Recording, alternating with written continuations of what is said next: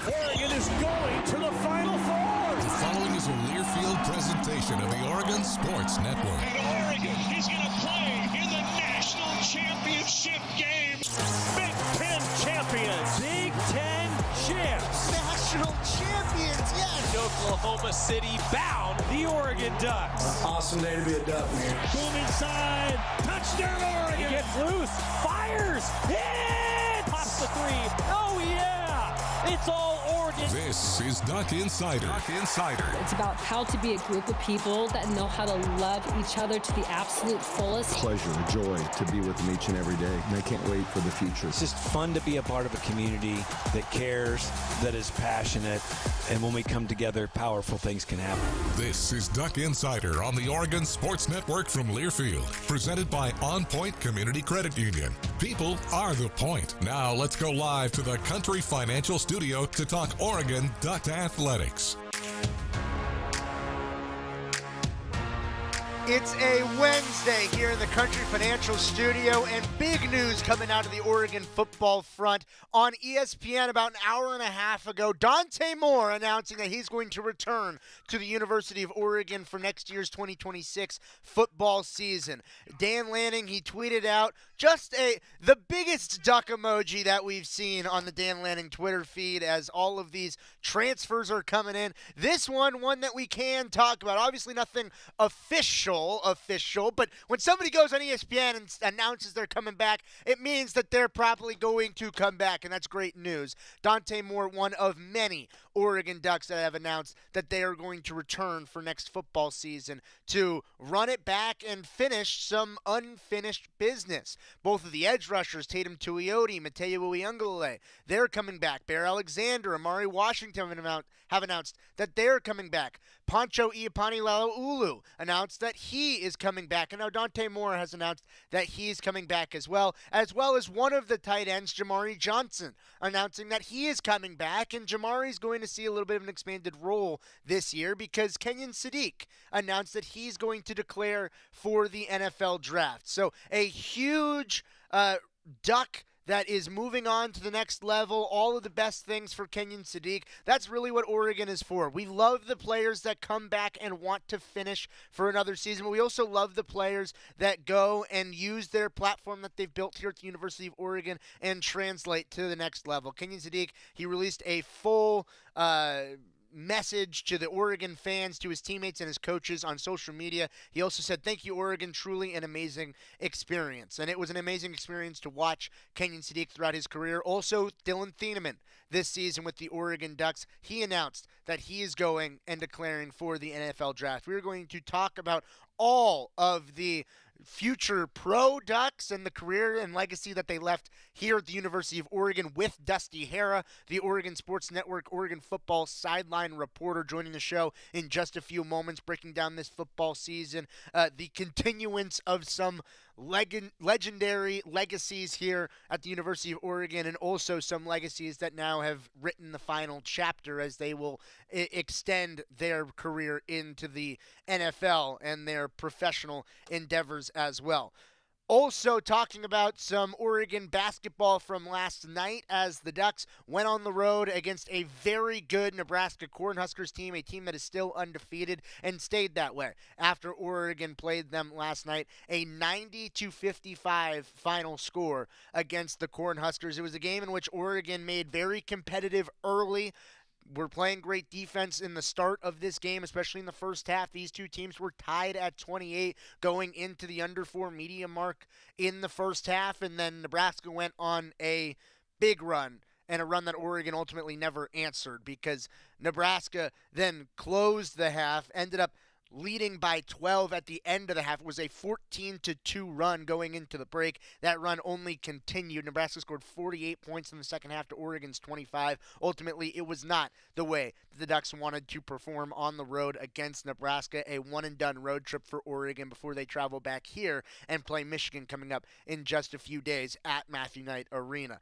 Percentages in this game: Oregon from the field shot 42% to Nebraska's 53%. Ducks shot just 26% from three to 47% 37% from Nebraska. 6 for 23 was Oregon from deep. Nebraska 17 of 36. Oregon turned the ball over 16 times. Nebraska just 6 times, 23-4. The difference in points off turnovers in Nebraska's favor.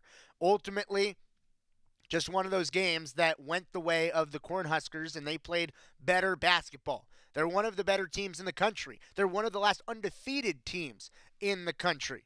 It's a good Nebraska squad. They've proved it throughout the course of the year. But if you ask Coach Altman, he'd tell you the Ducks just aren't playing good enough basketball right now. Joey Mack on the Oregon Sports Network post-game of the Ducks basketball game last night got to catch up with Coach Altman, and I think Coach Altman would echo that sentiment. The Ducks just aren't playing the brand of basketball that we're necessarily accustomed to seeing from Oregon basketball over years past. Here's Coach Altman, his reactions post-game to a 90-55 loss to Nebraska last night on the Oregon Sports Network post-game with Joey Mack.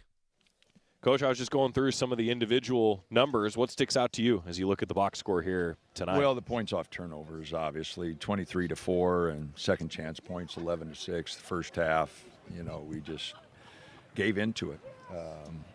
For a program, that's had a little bit of a success, this is a total embarrassment, and that's really bad. Nate, twisted his ankle again in the first half, and so he was hobbling around, but just the easy baskets. Two guys get 14 threes between them. We act surprised that they were shooting it. Just a real bad effort. So obviously disappointed. We can't have 16 turnovers for 23 points. That's obvious. And again, we start a big lineup to get the rebounding margin, and we still lose that. So again, really disappointed. I know our fans are embarrassed, disappointed for us. We obviously got a tremendous amount of work to do, and we got to try to bounce back. But our ball handling without Jackson, is not good, and our shot selection at times not real good. So it's a tough game. Hopefully the guys will have some pride and bounce back. Well, that was my next question. My last one for you, Coach. You get punched in the mouth like this, you never want to, but the response here could be real important for your group. Oh, absolutely. We got a lot of games left. And, again, this last 15 years, it's a program that doesn't get beat like this. And so obviously it's a embarrassment, big disappointment, and, we're not playing well at any position right now. I mean, the guys – we didn't have any one position play well. All right, Coach. Well, thanks for the time. Get home safe. All righty. Thanks. That's Coach Altman. His reactions brought to you by the Willamette Valley Cancer Institute and Research Center. Better cancer care close to home. Not the way that Oregon men's basketball wanted to be playing through this point of the season. The Ducks now below 500 at 8-9. Their record just coming off of a big loss to Nebraska, 90-55. And the Ducks going to have to regroup because good teams are coming into Mathenet Arena in the Michigan schools. Michigan coming up on Saturday, the 4th-ranked Wolverines, and then on Tuesday, it's the 12th-ranked Spartans. Oregon is going to have to play better basketball if they're going to hold up to the test of what is a group of even more competent basketball teams. Oregon just ran into an undefeated juggernaut in Nebraska, and the juggernauts are going to keep on coming for Oregon men's basketball. Not the way the Ducks wanted to start off this midweek heading in to the weekend ahead on the hardwood, but it has been a good last 24 to 48 hours for Oregon football. The Ducks getting Dante Moore back. Getting a lot of other returners back that have announced they're coming back. Transfer portal news. Can't touch on any of the actual players that are coming in the transfer portal before they officially sign. But there's been a lot of duck emojis from Dan Lanning's Twitter account. We're breaking all of that down as well as a season review with the Oregon football sideline reporter, Dusty Harrah, when we return on Duck Insider on the Oregon Sports Network from Learfield. Dear Winter, Toyota's got 25 vehicles with available all-wheel drive and four-wheel drive, and that's more than any other auto brand. So you bring the action, and we'll bring the traction. Toyota, let's go places. Based on manufacturer's websites as of 10/20/25. As a local community credit union founded by teachers, OnPoint is committed to supporting the students and faculty at the University of Oregon. And on game day, we're right there with you, on the field, in the bleachers, and in the classrooms. Drop by one of your local branches today and discover the many ways OnPoint can help support your financial well-being. OnPoint Community Credit Union. People are the point. Federally insured by NCUA. Equal housing opportunity. Dear Winter, Toyota's got 25 vehicles with available all-wheel drive and four-wheel drive, and that's more than any other auto brand. So you bring the action, and we'll bring the traction. Toyota, let's go places. Based on manufacturer's websites as of 10/20/25. This is Duck Insider. Duck Insider on the Oregon Sports Network from Learfield. You said you'd never buy your kid candy from the checkout aisle. Or forget extra diapers. You'd never lick your thumb to clean their face. Never, ever become a minivan mom. So when you say you'd never leave your child in a hot car, know it can happen.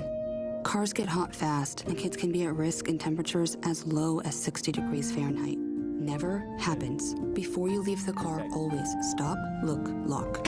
Brought to you by NHTSA and the Ad Council. We asked parents who adopted teens to share their journey. We just kind of knew from the beginning that we were family. They showcased a sense of love that I never had before. I mean, he's not only my parent, like he's like my best friend.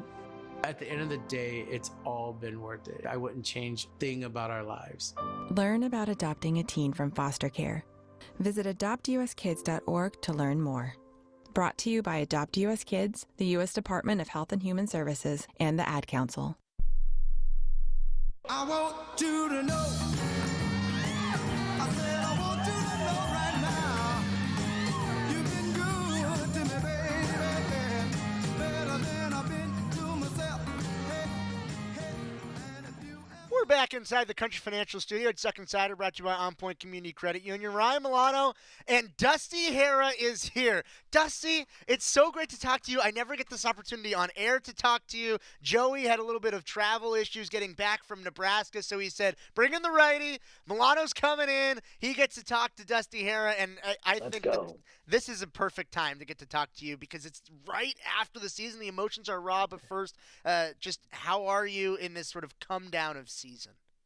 I'm good. I think that obviously a day like today, it makes you feel a lot better about, the way that the season ended. And, I don't think that there's a Duck fan out there that wasn't bummed and just kind of like, how you going to work your way through it? Everything with all the news that has come out of the guys that are returning and, the additions through the portal, it's been awesome to see and just kind of how the program is moving forward. But look, I hibernated for a couple of days. I got some sleep finally, and now I'm ready to rock and roll. Let's go.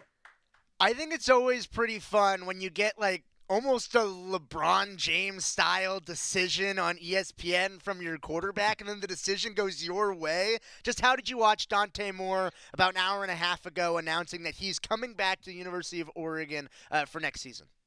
I'll tell you what, like our entire office up here in Portland at 105.1 The Fan up in Portland, everybody, sales staff, on-air staff, everybody was just kind of huddled around the TV waiting for the announcement. And then everybody was kind of giving their opinions on where they thought he was going to go. And, there was a lot of people like, oh, he's gone when he started off about how great the season was and what this roster and what this season meant to him.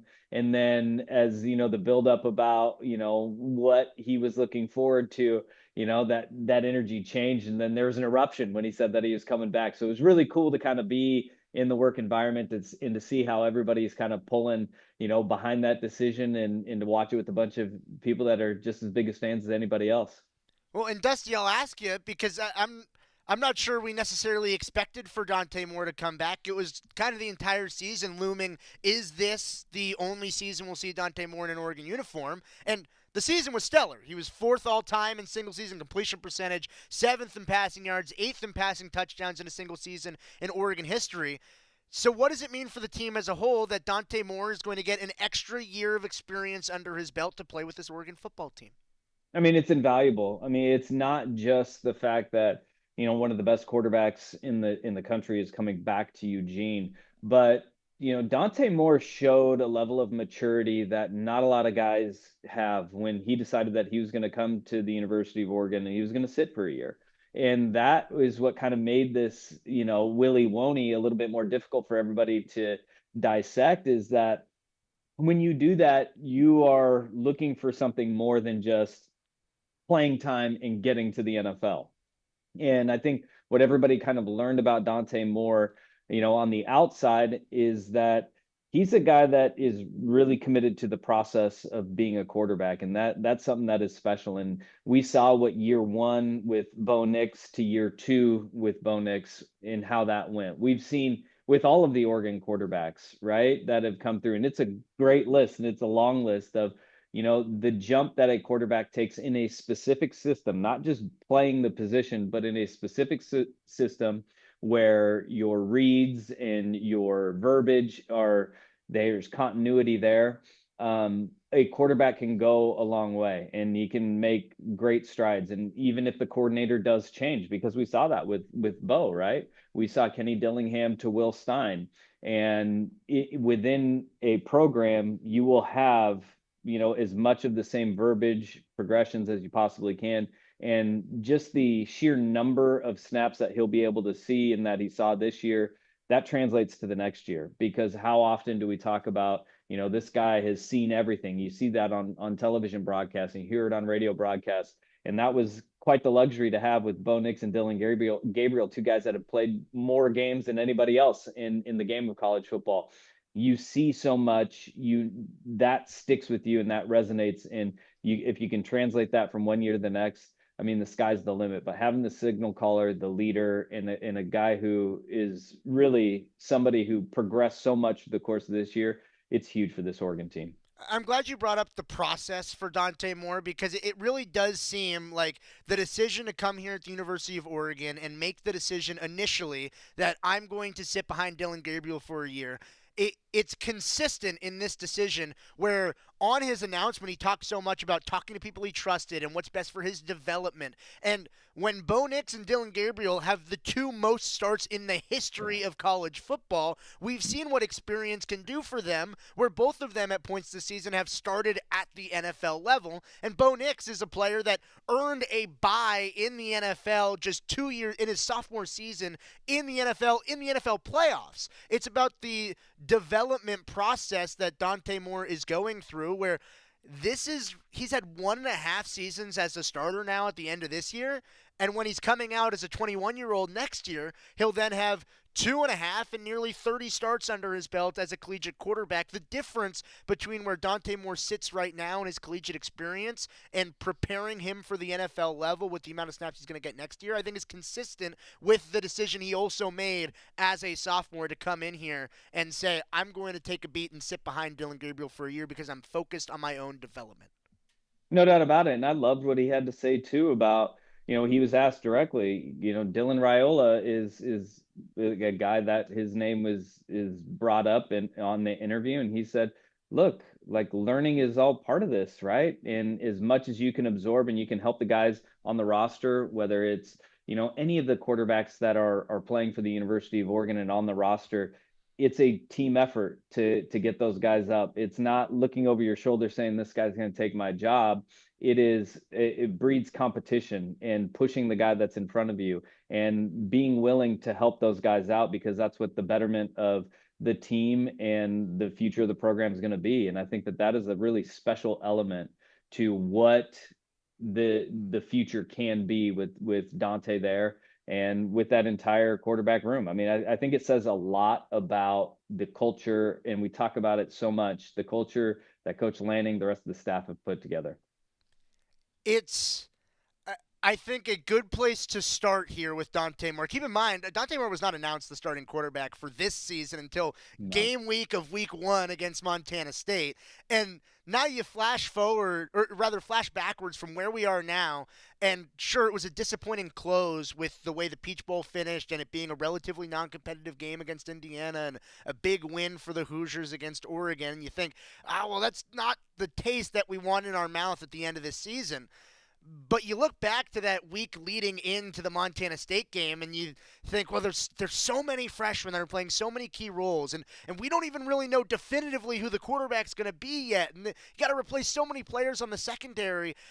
and you still churn out a 13-win season with 2 playoff wins, Dusty. I think that when you look at this as a whole, it's not the way you wanted it to end, but still a really successful season in totality, what Oregon was able to put on the field this season.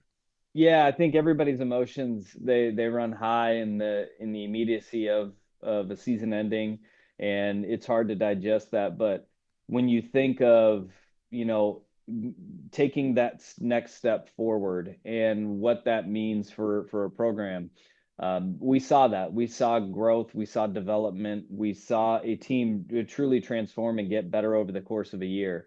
And ending the season in the semifinals, is it where everybody got their hopes up to and where you wanted to be?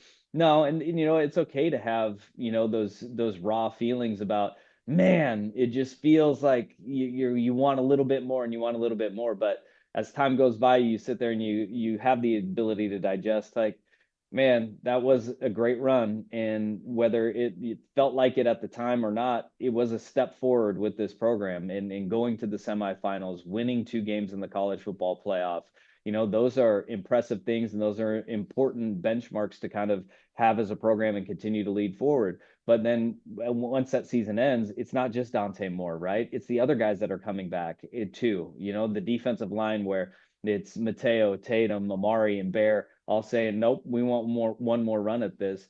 That says a lot about kind of how hungry this team is going to be moving forward into the next year, because you mentioned it, how young guys were. And, I remember talking to DeCorian Moore in our pregame interview before the Peach Bowl, and to Brandon Finney prior to the Orange Bowl. And it's like, you're not a freshman anymore. Those guys, we saw so much growth in their games, and the continued growth of what the young players brought to the field this year and what they can bring next year. It's going to be really exciting for 2026. You mentioned the guys that have announced that they're coming back. We've talked about Dante Moore, but you mentioned those 4 guys on the defensive side of the ball. Jamari Johnson offensively, Poncho, the center, offensively. There's a lot of guys coming back to feel like they can finish that unfinished business that Oregon has. And when you look at where Dan Lanning's team and tenure here at the University of Oregon is trending, Oregon has lost 5 games in the last 3 seasons. All 5 of those teams have been in or won the national championship game. The expectations here are, Oregon's right there knocking on the doorstep of a national title, and it does feel like, maybe if it's not holding the trophy at the end of the day, that might feel like a little bit of a disappointment. But there also has to be something said for taking as many cracks as you can at the apple and having success against absolutely everybody until it comes down to the best of the best competition, where sometimes you've won games like that, like Ohio State when they come into Autzen last year. And then sometimes you're on the wrong side of it, like Oregon was against Indiana in the semifinal this season. But Oregon's having chances against the top-tier competition in college football, and I think that's really all you can ask for in this iteration when there is so much variance from year in to year out. Ultimately, expectations mean you're doing something right. Expectations on the outside are that, something is going in the right direction, and that, the bar wanting to be raised. There's nobody that wants the bar to be raised more than, the coaches and the players on the roster, right? And so when you think of, the outside expectations of what fans have, there's no expectations higher than the ones within the doors of the HDC and the team that takes the field on Autzen Stadium every Saturday. And so I think that, to have that is a really good thing. And you bring up a great point in that, the last 3 years, this team has been really good. It has been great. There's few teams across the country that can even say that they have had that level of success that this Oregon team has had. And expectations aren't a bad thing. Expectations are a good thing. And so I'm really excited about what the next iteration and how things continue to develop for the team. Dusty Harrah with us, talking about an Oregon football season, which the Ducks won 13 games, ultimately fell to Indiana in the Peach Bowl in the national semifinal. But a lot of offseason news already coming through. Players returning, players declaring for the NFL draft. We're going to be celebrating the career of some legendary Ducks. When we return, Dusty Harrah sticking around for another segment on Duck Insider on the Oregon Sports Network from Learfield. As a local community credit union founded by teachers, OnPoint is committed to supporting the students and faculty at the University of Oregon. And on game day, we're right there with you, on the field, in the bleachers, and in the classrooms. Drop by one of your local branches today and discover the many ways OnPoint can help support your financial well-being. OnPoint Community Credit Union. People are the point. Federally insured by NCUA. Equal housing opportunity. When life blindsides you with an injury, you need a team that's tough. For over 30 years, Morgan & Morgan has been fighting for the people. This season, we're proud to partner with Oregon Athletics. Because whether it's on the field or in the courtroom, we're both determined to do what it takes to win. Morgan & Morgan, proud partner of Oregon Athletics. Injured? Dial pound law. Morgan & Morgan, 10150 Southwest 6th Avenue, Portland. Prior results do not guarantee a similar outcome. Your daily dose of Oregon athletics. This is Duck Insider from Learfield. My mom has decided to learn to paint, and she's good. My dad's now into creative cuisine, and I've already put on 6 pounds. Learning new things comes with age. My mom, she started forgetting my name and what we're talking about. Forgetting well-known things doesn't. Memory loss may be a sign of Alzheimer's disease. Early detection gives you and your loved one time to plan for the future. Learn the warning signs of Alzheimer's at 10signs.org. Brought to you by the Alzheimer's Association and the Ad Council. When I smoke weed, I get lost in the music. I like to isolate each instrument. The rhythmic bass, the harmonies on the piano, the sticky melody. Hey, careful, babe. There's someone crossing the street. Sorry, I didn't see him there. If you feel different, you drive different. Don't drive high. It's dangerous and illegal everywhere. A message from NHTSA and the Ad Council. I left my heart in Oregon. Oh, I left my heart in Oregon.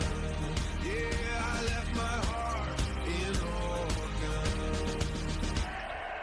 Welcome back inside the Country Financial Studio. It's Duck Insider, brought to you by OnPoint Community Credit Union. Ryan Milano here with you. The Oregon football sideline reporter, Dusty Harrah, also joining us. We talked a lot about Dante Moore and his declaration to come back to the University of Oregon, but Oregon has had a whole host of players that have announced that they're coming back. On the defensive side of the ball, the edge rushers, Mateo Uiagalelei, Tatum Tuioti, Bear Alexander in the middle, Amari Washington in the middle as well. And then on the offensive side of the ball, Jamari Johnson, Dante Moore, and Pancho Laulu. And Dusty, we were talking during the break that the quarterback coming back, that's huge. But the quarterback of the offensive line coming back might be just as big, and getting Pancho back for another season, and that center quarterback connection.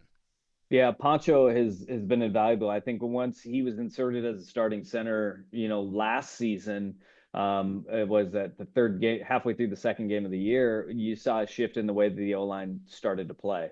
And it's because, that position, especially at center, there's so much asked of the center, and it really doesn't get enough credit for how important it is. It's the brains of the operation when it comes to the offensive line and the checks. And you saw the continuity that just having him anchored in the middle with new pieces around him this year, they didn't miss a beat. And we saw that room grow and develop over the course of the season. Look, one thing that is a good part about having a successful program is that those guys get opportunities to go to the National Football League, and when you have to replace those guys, and that's kind of the scary part for a lot of fans. But to see how fast Isaiah World, Emmanuel Pregnon, and Alex Harkey were able to become a cohesive unit, that gives you a lot of hope and faith moving forward that, look, Pancho anchoring the middle, taking care of a lot of those checks, and that ability to communicate, and seeing, we talk about it with Dante in the last segment, how much football Pancho has now seen to this point with almost 2 full seasons now of starting play, coming back for another year. That is huge for this Oregon offensive line. And I think everybody gets caught up with the defensive line returning and, Dante Moore returning. Well, it's a big one to have your starting center back because he's one of the best in the game.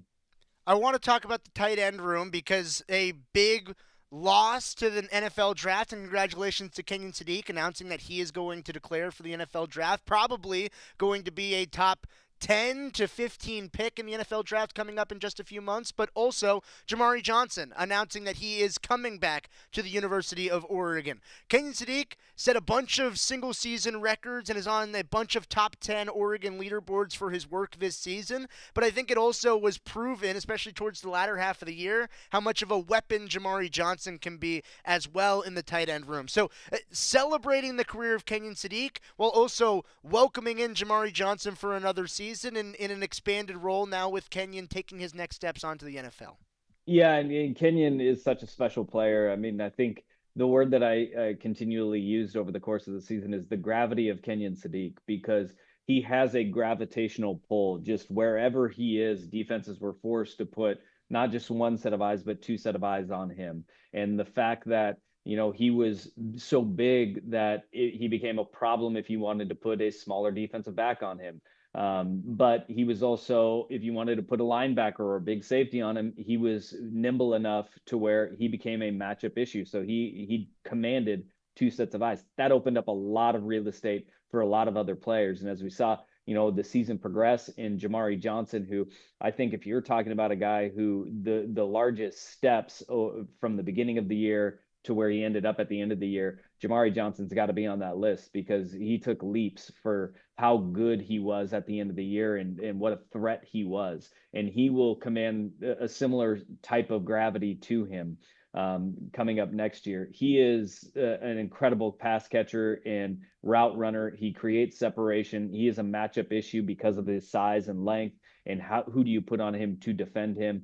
I mean, we saw his blocking progress over the course of the year. And, you know, you hope that another year in the system, another year with the coaching, that the tight end room, incredible coaching that they get, the development, it continues to grow. And look, there've been a lot of really good tight ends that have come out of the University of Oregon. It's really fun to kind of see now they're getting the credit for that. I mean, you can go all the way back to Russ Francis and how good he was. Oregon has put out tight ends for a very long time into the National Football League. They continue to do so. And that room is just like one after another of guys who are wildly productive. But Kenyon Sadiq, he's going to be a great player in the National Football League.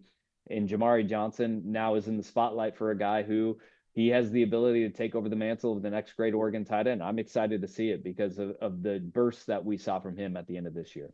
And somebody who also had the opportunity to go to the NFL draft had he wanted to. There was going to be a lot of draft prospects available for Jamari Johnson. I talked with Drew Maringer earlier in the year, and he said, yeah, Jamari is one of the best tight ends in the country. He just happens to share a room with Kenyon Sadiq, so he's not featured as heavily in the offense. I think it's a good hands that the tight end room is being left in here at the University of Oregon. And also, I think that when you look at one of the other players that's declaring, and Dylan Thieneman to the NFL draft, Oregon has now had a really successful lineage under Dan Lanning of bringing in safeties, particularly in that Dylan Thieneman type of role, from the transfer portal for 1 year, whether it be an Evan Williams, who's now starting for the Green Bay Packers, or a Kobe Savage, who played so well for Oregon last season, and maybe the best of which in an Oregon uniform has been Dylan Thieneman, and the impact that he made in his 1 year here at Oregon, I think can't be understated. Yeah, I'm excited for the future that Dylan Thieneman has, because you know, he was a guy that could make plays 5 yards behind the line of scrimmage or 40 yards downfield.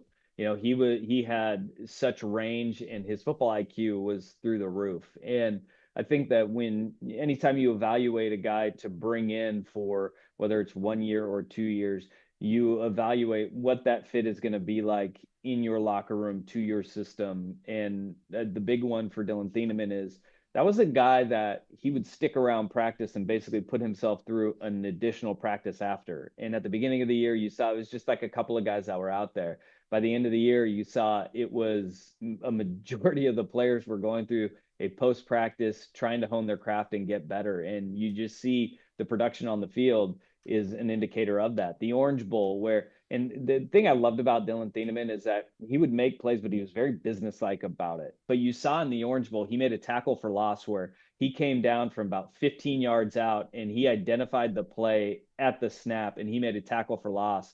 And he was excited. I asked him about it in the post-game interview. You know, we saw some emotion out of you. And he said, yeah, that was because film study. Like, he was excited that the film study, the preparation that he put in is something that translated directly onto the field. And when you get guys like that and you bring them in, even if it is just for 1 year, the production was incredible, but the payoff lasts far longer when a guy like that instills in the younger players and the rest of the team outside of his position group that, when you put in the work, you see the results on the field.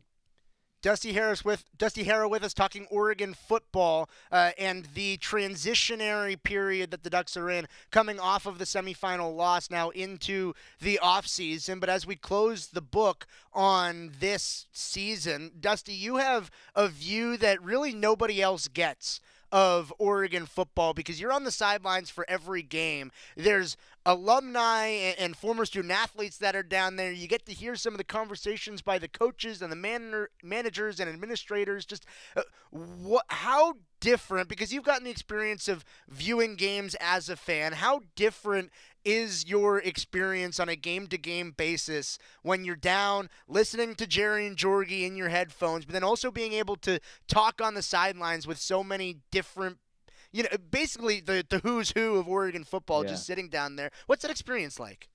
It's really cool, man. I mean, I think that obviously on the broadcast, Jerry, Jorgie, Joey, you and Chris, when we're at home games, I don't think that there's a crew that has more fun than we do. We take it seriously. We put a lot of work into being prepared for the games, but it is a lot of fun, man, to work the games. But when you're down on the field and you see, I think the fun part for me is to see the guys who come back and the former players that come back and they make not just an appearance just to say, hey, yeah, I came back, but how engaged, former players are when they're on the field, on the sidelines, and locked in to everything that is happening. Guys that, were from the Coach Lanning era, like, the Peach Bowl, where you had, Tez Johnson, Jeff Bossa, Jordan Birch, Brandon Dorlitz, all those guys down there on the field, on the side. They weren't just sitting there to just be seen on the sideline. They were engaged with everything. But then you go to guys that never played for, Coach Lanning. Dino Filia, a guy that guy is so locked into every single play and every single game, watching him, whether it's on the sidelines or up in the stands, like that connection to the past and the present, really cool to see. And then obviously being able to see whether, things are going well or things are going bad, the demeanor and how everything is level, right? Like everybody talks about this with, I think they may have said poise a million times during the Penn State television side of the broadcast of Dante Moore, just seeing how guys will lift each other up, but it's never too high, never too low. That to me is the part that I love about it, is just kind of reading the players, seeing how they're in real time getting their coaching, making their adjustments. And it's not just coaches coaching, it's the players coaching each other too. That's a really fun part to see up close. I'm glad you mentioned the word demeanor, because there were two really tense moments, I think, throughout the course of the season. There was the Penn State double overtime win, and then there was the Iowa 2-minute drill walk-off field goal win, and you're on the sideline for both. So I'm curious your perspective. Which one felt more tense? Did one feel different than the other? Like, when you look at the two sort of peak moments and the highest intensity moments of the season, which one for you felt the most tense? Oh man, that's a good question, because I think that there's like no wrong answer, because that moment, everybody feels it, right? Everybody is sitting on the edge of their seat, and it didn't feel like the field goal to walk off at Iowa. It was like there was the build up to it. And I think that when, the throw that Dante Moore had between, the arms of the defender, just like into a porthole size window to throw into, that was like a, whoa, here we go. But then the kick, and you see Atticus Sappington, and he just walked out with so much confidence. It was like, all right, yeah, he's going to drill this thing. And to watch it go through the uprights and the celebration, the elation, that was cool. But I don't know if any moment, the magnitude of, the Penn State game at the time, where Dylan Thieneman goes up and picks that ball off, that was incredible. And that moment, that drama, I think that one was one that will always stick out to me. you were a lot more dry for the first one, for the Penn State one. Does that? I feel like that might have a factor into this. Yeah. You were a little less distracted by how wet you were in that one. Yeah. The rain let up in the second half of the Iowa game. And nobody will tell you that, but it did let up a little bit in that second half. And I ran up as quickly as I could at halftime, did a full wardrobe change because it doesn't matter when you're cold and wet. Just getting dry clothes on is huge. So you are onto something though. The weather was a lot better in Pennsylvania than it was in Iowa City that day. The reaction though, still the same. It was great. Dusty Harrah with us, the Oregon football sideline reporter. And Dusty, when you look at sort of this iteration of college football during this timeline where it is right now, the season never really stops. Where is it for you where you transfer your focus from, all right, season ending, to, okay, let's get locked in, transfer portal, guys declaring, everything like that? Is there any separation for you? Just what do you make of this calendar of college football to this point where the season just ended, but now we're talking about declarations to the NFL draft and transfers coming in and all this different type of stuff? Freshmen were at practice last week. Yeah, I don't. It all just kind of blends together, and I don't know, man. I didn't even have time to breathe before I was sitting there going, "Wait, they're doing this now? Like right now is when all this is happening?"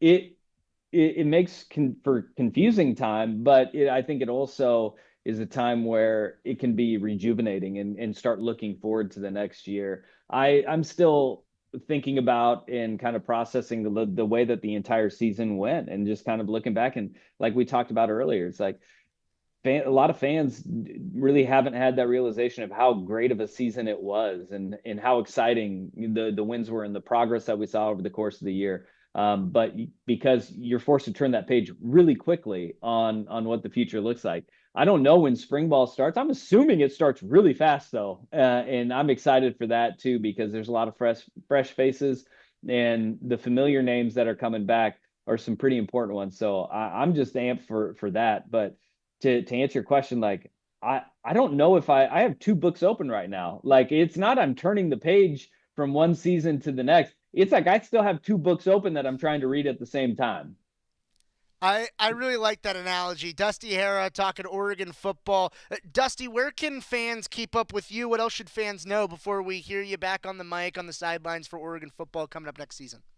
Look, I'm just up here in Portland at 105.1 The Fan, and we've got Ducks basketball going on. I'm on X at Dusty_Harrah, and at Instagram at Harrah_Dusty. So I put out photos of things that I see on game days throughout the course of the season. So you can go back and watch that. And then I have a podcast with former Oregon Duck Cole Linehan, former defensive lineman, called The Program, where we talk all things Oregon Duck football, and you can get that wherever you get your podcast. So I'm around, man. I'm just waiting for the season to start up again and listening to you and Joey and Chris Clayton call all the games, man. I'm excited. One of the better football minds around the Oregon Sports Network studios, Dusty Harrah. Thanks for taking some time. Thanks for sitting down, recapping this season with us. Appreciate you, Ryan. Have a good one, bud. That's Dusty Harrah, Oregon football sideline reporter for the Oregon Sports Network. We're taking a timeout. Coming back, talking track and field when we return on Duck Inside on the Oregon Sports Network from Learfield. At Shadow Hills Country Club, we're more than just an award-winning golf course and practice facility. Our events team offers all-inclusive event pricing that allows us to take care of all the details while you enjoy your event. Our indoor and outdoor venues offer you a wide variety of fully staffed options that put the focus on you. From weddings to business and social events, at Shadow Hills Country Club Events Center, you get the benefits of a resort atmosphere and amenities in a peaceful country setting, just minutes from downtown Eugene. Call for a tour today or visit shadowhillsevents.com. Hey Duck fans, at Country Financial, they make insurance easy. Whether you're shopping for home, auto, or more, their representatives will take the time to understand your specific needs and explain what options work best for you. Worry less and feel more confident knowing you're covered. Visit countryfinancial.com to get started today. Experience more with Country Financial. Auto and home insurance policies issued by Country Mutual Insurance Company, Country Preferred Insurance Company, and Country Casualty Insurance Company, Bloomington, Illinois. You're listening to Duck Insider. Duck Insider on the Oregon Sports Network from Learfield. Hey, Dad, how do airplanes fly? What's in this box? Is this tree good for climbing? How are babies made? What does this thing do? Kids are curious about everything, including guns. Talking to them about gun safety in your home is a good first step, but you can do more. Always keep your guns locked, unloaded, and stored separately from ammunition. Safe gun storage saves lives. Learn how to make your home safer at endfamilyfire.org. That's endfamilyfire.org. Brought to you by End Family Fire, Brady, and the Ad Council. You wanted to be cool, which led you to smoking, which led to a pack a day. Then you met that special someone, which led to starting a life with them, which led to wanting to live longer, which led to quitting. Then you heard you may be at risk for lung cancer, which led you to getting a low-dose CT scan. If you smoked, get scanned.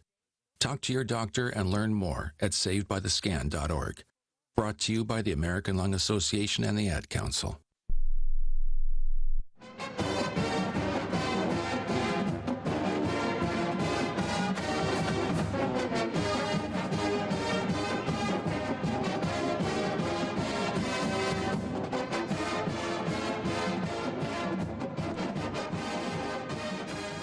We are back inside the Country Financial Studio. It's Duck Insider, brought to you by OnPoint Community Credit Union. Ryan Milano with you here on a Wednesday, and we're getting geared up for Oregon track and field season. The Ducks are already competing on the indoor track and field scene. Unfortunately, today don't have enough time to run Jerry Schumacher's interview that he had with the media yesterday. We'll run that for you later in the week. You can also watch it on the Go Ducks YouTube channel. But one of the newest Duck faces that we'll see at Hayward Field coming up in the spring, and we'll already see throughout all of the various indoor meets going on, is Peyton Bear. He is a combined events athlete, so a heptathlete, decathlete that came from Mississippi State. A new Duck getting to know one of the newest men that will be featured in so many different events on the track and in the field at Hayward Field. He spoke with the media yesterday, Peyton Bear.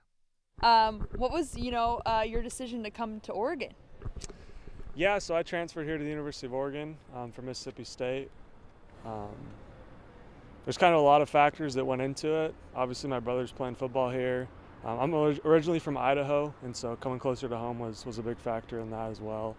And then just in preparation for the 2028 games, I feel like some of the things we have here at Oregon would really cater to my weaknesses, and so hoping to bring those up as well. What are some of those things, do you feel like? The throws and jumps specifically.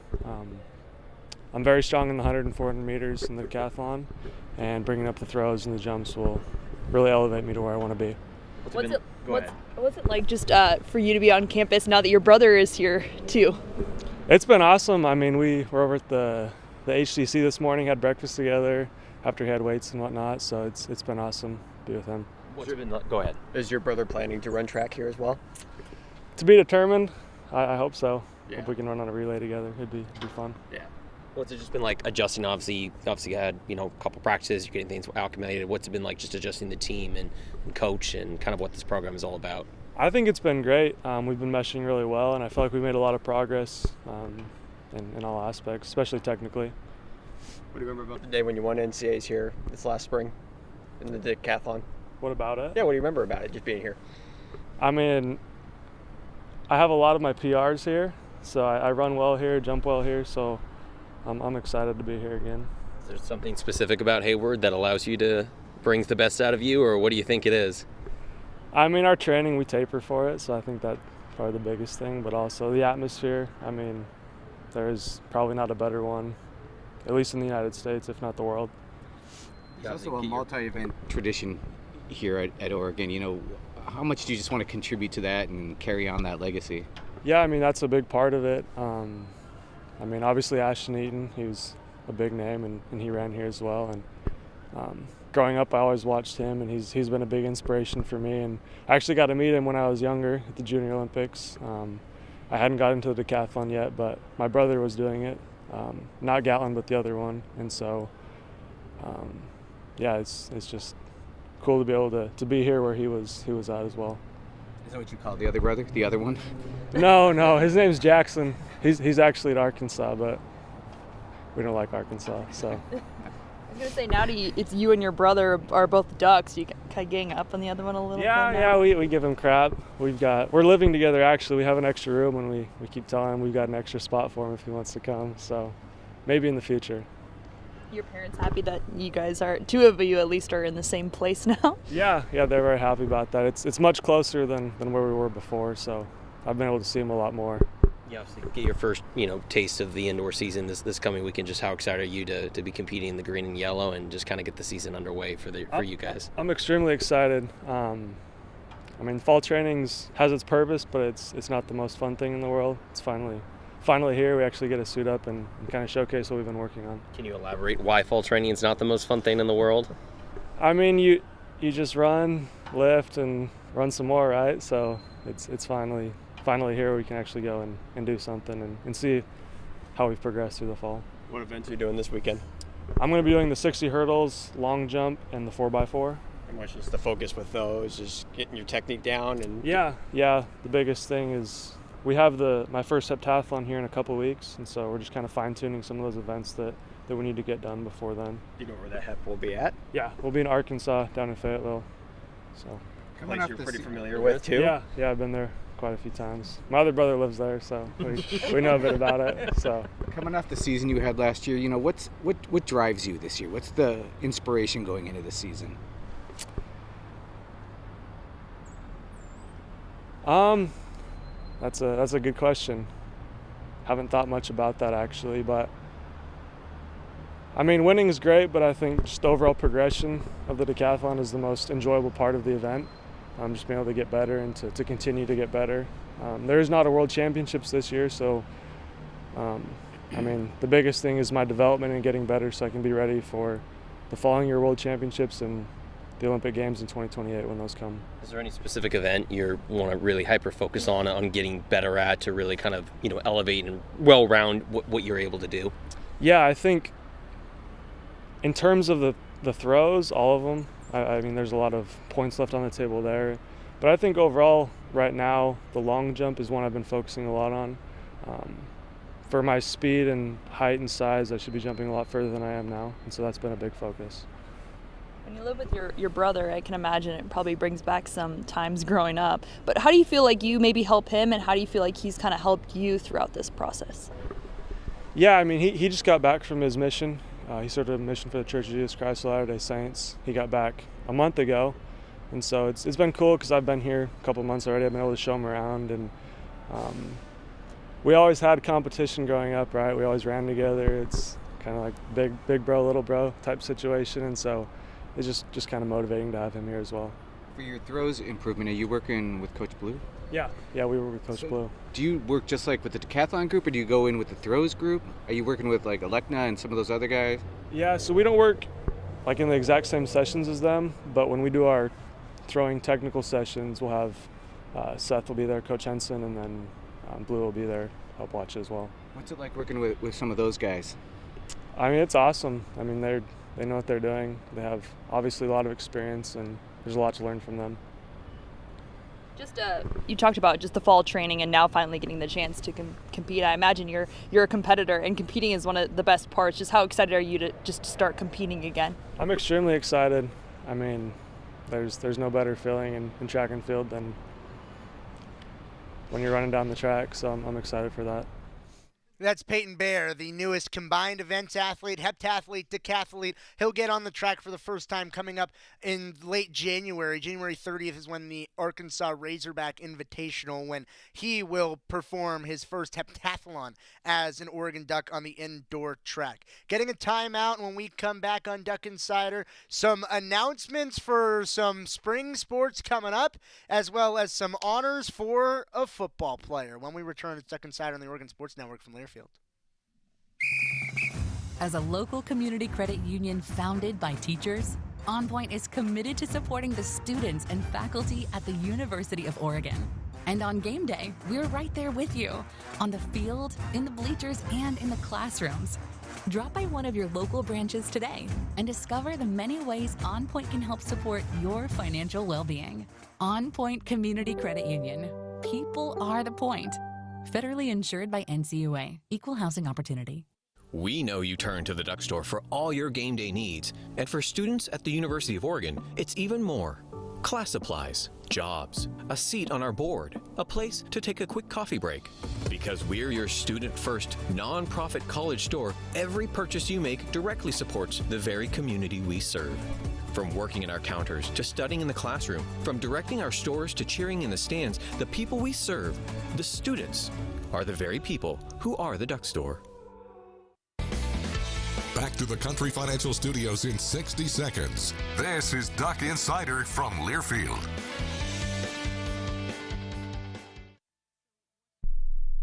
When your car is making a strange noise, no matter what it is, you can't just pretend it's not happening.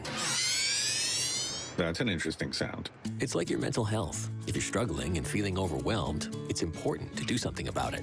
It can be as simple as talking to someone or just taking a deep, calming breath to ground yourself. Because once you start to address the problem, you can go so much further. The Huntsman Mental Health Institute and the Ad Council have resources available for you at loveyourmindtoday.org. There's danger out there. It lurks on highways and quiet neighborhood streets. It's more likely to kill you than a shark and more terrifying than the biggest snake. Distracted driving claims lives every day. Every notification, swipe, social post, video, or selfie while driving risks your life. So while you might think public speaking or the zombie apocalypse is scary, what's really terrifying and even deadly is distracted driving. Eyes forward, don't drive distracted. Brought to you by NHTSA and the Ad Council.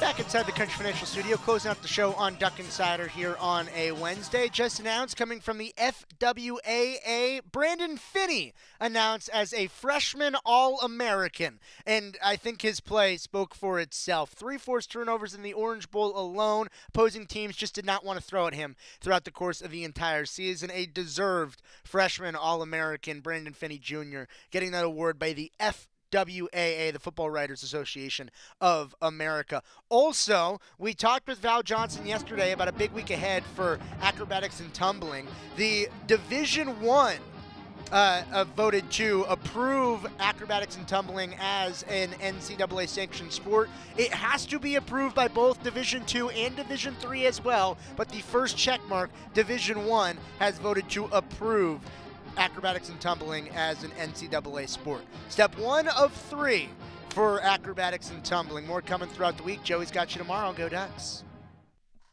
We asked parents who adopted teens to share their journey. If you build a relationship, then it becomes easier. If you build trust, it becomes easier. As a parent, you want what's best for your child. To give them the love